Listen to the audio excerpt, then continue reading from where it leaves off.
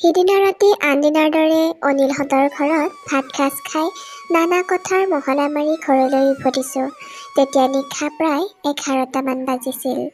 লুংলুঙীয়া মাতটোৰ বাদে যেন পৃথিৱীত আন সকলোৱে টোপনিত লাল গালিলে। চৌদিশে নিজাম নিতাঁত। মই নিসংগতাৰ অনুভূতি পাহৰি পথাৰৰ মাজৰ ৰাস্তাটোৰে আগুৱাই গৈ আছোঁ। অনিলে এই ৰাস্তাটোতে দেখা ভূতৰ ৰহস্যময় মায়াজালৰ কথা ভাবি আজি অনিলে যিটো ভূতৰ কাহিনী ক'লে সেইটো জানো সঁচা? সি হেনো এদিন দুভাগ নিশা এই ৰাস্তাটোৰে অকলশৰে চাইকেলেৰে আহি আছিল। হঠাৎ গোটেই ৰাস্তাটো গছ-গছনিৰে ভৰি পৰি বাট-পথ নিশ্চিহ্ন হৈ গ'ল। অন্ধকাৰ ৰাতি হাবিৰ মাজেৰে আগুৱাই যোৱা এনেধৰণৰ অসুবিধা হয়। ঠিক অনিলৰো তেনে গতিয়েই হ'ল। সি সাহসী ল'ৰা, চিন্তা কৰি চালে ৰাস্তাৰ মাজলৈকেনো ক'ৰ পৰা গছ-গছনি আহিব। সেয়ে সি মৰ সাহ কৰি চাইকেলেৰে পেডেল ঘূৰাই হাবিৰ মাজেৰে আগুৱাই গ'ল। পিছে গছ-গছনিবোৰ চাইকেলত নালাগিল, সেইবোৰ মাথো চকুৰ সন্মুখত দেখি গৈ থাকিল। এইদৰে গৈ যেতিয়া কাঠৰ দলংখন পালেগৈ তেতিয়া এক অনুভূতি সি উপলব্ধি কৰিলে। লগে লগে গছ-গছনিবোৰ ৰাস্তাৰ পৰা অন্তৰ্ধান হ'ল। তেতিয়া অনিলৰ গাটো জিকাৰ খাই গ'ল আৰু গাৰ নোমবোৰ ডাল ডাল হৈ পৰিল। তাৰ পিছতে পোহৰ যেন লাগিল আৰু ৰাস্তাটোৰ বাকী চোৱা স্বাভাৱিক হৈ পৰিল। সি পিছলৈ ঘূৰি চাই দেখে ৰাস্তাটোত সি দেখি অহা হাবিখন নাই। অনিলে কোৱা ভৌতিক কাহিনীটোৰ কথাকে ভাবি কেতিয়ানো ঘৰ ওচৰ পালেহি গমকে নাপালোঁ। নিচেই ক্ষীণ পোহৰৰ দুবেটেৰীয়া টৰ্চটো ৰাস্তাৰ সমূহভাগ দেখুৱাই নি আছে। তেনেতে আমাৰ পদূলিৰ জেউৰাৰ কাষত নাৰ্জী ফুলজোপাৰ আঁৰ লৈ জুপুকা মাৰি বহি থকাৰ পৰা উঠি ভূত পোৱালি কেইটামান যেন দৌৰি গৈ আন্ধাৰত মিলি গ'ল।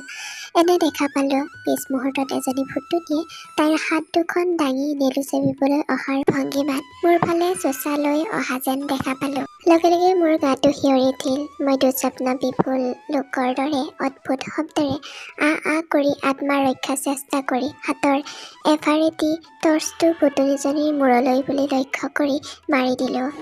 তাই তৎক্ষণাৎ দুহাতেৰে মোৰ হাত থাপ মাৰি ধৰি নিজৰ মূৰটো ফটাৰ পৰা ৰক্ষা কৰিলে। চেপা কণ্ঠৰে তাই ক'লে, নেমাৰিবি। মই ৰৈ গ'লোঁ আৰু তাইক প্ৰশ্ন কৰিলোঁ, তই কোন? তাই ক্ষীণ স্বৰত উত্তৰ দিলে, মই ভানু শইকীয়াৰ সৈতে।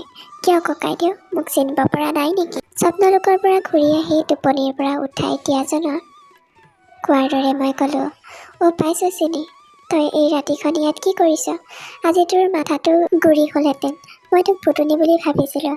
নক'ব আৰু ককাইদেউ, বাপেকটোৱে মদ খাই আহি ল'ৰা-ছোৱালীকেইটাক মাৰি পেলাব ধৰিছিল। কথমপি সিহঁতৰ প্ৰাণ ৰক্ষা কৰি দৌৰি আহি ইয়াত লুকাই ৰাখিছিল। সিহঁতকেইটাই আপোনাক দেউতাক বুলি ভাবি ভয় খাই কেনিবা দৌৰি পলাল।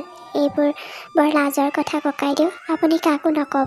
ইতিমধ্যে কোনোবা ফালৰ পৰা আহি ল'ৰা-ছোৱালীকেইটা মাকৰ কাষত থিয় দিলেহি। মই পুনৰ তাইক খঙেৰে সুধিলোঁ, তইনো মোৰ নেলু চেপিবলৈ কিয় খেদি আহিছিলি?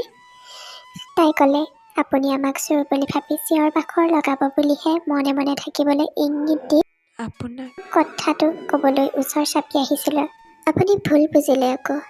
ভানুৱে কিহৰ খঙতনো ৰাতিখন ল'ৰা-ছোৱালীকেইটাক শাস্তি দিছে? মোৰ প্ৰশ্নৰ উত্তৰ তাই বৰ দুখেৰে ক'লে, ভানুটোৱে চাকৰিটোৰ বাবে টকা 5 লাখ ঘোচ দি চাকৰি নাপালে। এতিয়ালৈকে খুজিও টকাখিনি ঘূৰাই পোৱা নাই।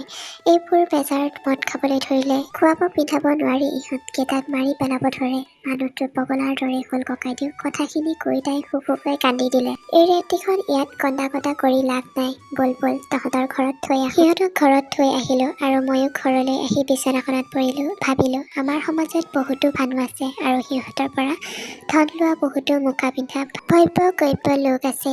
এইবোৰৰ প্ৰতিবাদ কৰি সমাজখন নিকা কৰিবলৈ ৰাইজ বাৰু কেতিয়াবা মাৰ বান্ধি ৰাজপথলৈ ওলাই আহিবনে? ময়ে ফিৰিঙতি হৈ পৰোঁ। ভাবি পাৰ নাপাওঁ। চাকৰিৰ বাবে 5 লাখ টকা কোনোবা দৈত্য দানৱক দি সিহঁতৰ বৰভোজ খুৱাই নিজেই লঘোণত থাকি পগলা হোৱা নিবনুৱা স্নাতক ভানু শইকীয়া নামৰ যুৱকজনৰ ঘৈণীয়েকক ঘটনাক্ৰমে ভুতুনি বুলি টৰ্চ লাইটেৰে কোব মাৰিছিলোঁ। সেই কথা কিন্তু লাজত আজি পৰ্যন্ত অনিলকো কোৱা নাই। আজি খণ্ডটি ইমানতে সামৰণি পৰিছে। যদিহে ভিডিঅ'টি ভাল লাগিছে তেনেহ'লে like, comment, share and subscribe কৰিবলৈ নাপাহৰিব। লগতে আগলৈও ধুনীয়া ভিডিঅ'বোৰৰ ন'টিফিকেশ্যন পাই থাকিব পাব। ধন্যবাদ।